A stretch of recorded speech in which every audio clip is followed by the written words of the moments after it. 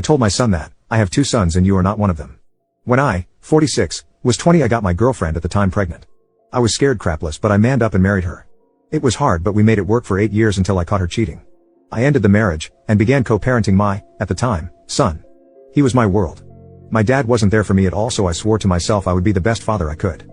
I had my then son every weekend. I was always on time and ready to go.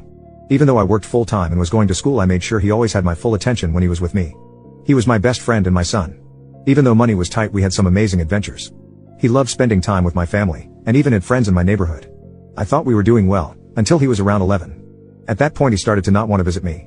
His mother had a new boyfriend who was well off, and I knew he was taking them on trips and doing fun activities on the weekends, so, at first, I didn't make a stink, but about 6 months after they started dating, my son was seeing me maybe 1 weekend a month. After about 9 months he stopped coming altogether. After 3 months of calling, chasing, and begging, I was getting nowhere. So my family came together and hired a lawyer to sue my ex for parental alienation. I lost, and was ordered to pay more child support. As I was leaving the courtroom, my ex's lawyer approached me and offered to cancel child support if I gave up my paternal rights. I flat refused until the lawyer said this was both my ex-wife's and my then son's wishes. I asked to speak to my son alone and they agreed as long as both lawyers were in the room. I spoke to my son and asked him if he really wanted me to give up my rights and he said yeah. I explained that it would mean I wouldn't be his dad and he couldn't come visit me or my family anymore. He looked me dead in the eyes, like he was asking the time, and said, yeah, so? I was shattered. I asked again, if he really understood what he was saying, and he said yes, he wanted to be ex's boyfriend's son. I signed the papers that day. From that day until 2 days ago he never spoke or contacted me, or any of my family. It literally almost unalived me. I started to drink, and stayed drunk for weeks. Finally, one day, I drank until I passed out and aspirated my own vomit. I would be dead now except the mailman dropped a package addressed to me to my neighbor's house and she saw me convulsing through my window, and called 911. I spent 2 weeks in the hospital with aspiration pneumonia. After that I moved back to my hometown, got a new job, hit the gym, and spent 4 years in intense psychotherapy. I was finally able to let it all go, and move on with my life. About 6 years after my move I met my now wife, and she had an 11-year-old son. I was standoffish with him at first, but that kid was, and is, so amazing that I couldn't help but fall in love with him.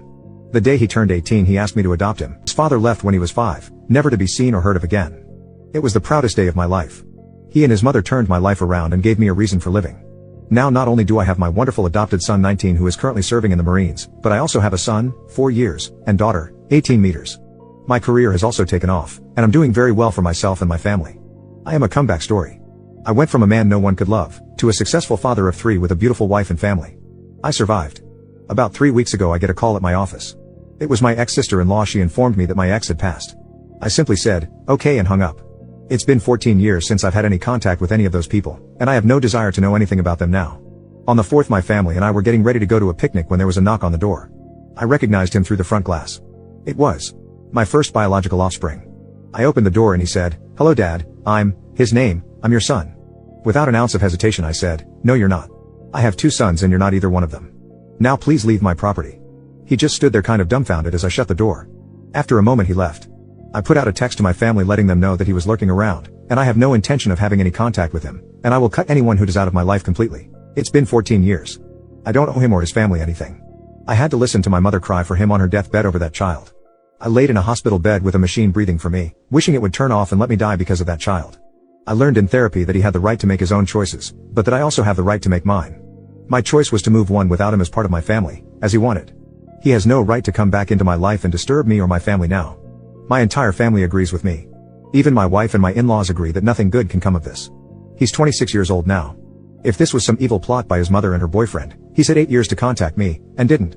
Now that his mother is dead all of a sudden I'm up to bat? I don't care if he was 12 or 200, he made the call, and if you had seen the look in his eyes when he said yeah, so? You would have known like I did that he didn't give a damn about me. So I had to stop giving a damn about him to survive. He doesn't have the right to ambush me on my front porch and act like he's anything to me now. Well, come to find out my sister is the one who has been giving him and my ex-sister-in-law my contact info. My sister, who I love dearly, is inconsolable that I won't give him a chance. Apparently he called her after he came to my house and broke down. I told her to stop right there, I don't care, but now she's begging me, for our mother's sake, to meet with this kid. So I ask you, is there anything good that can come out of a meeting with this kid now?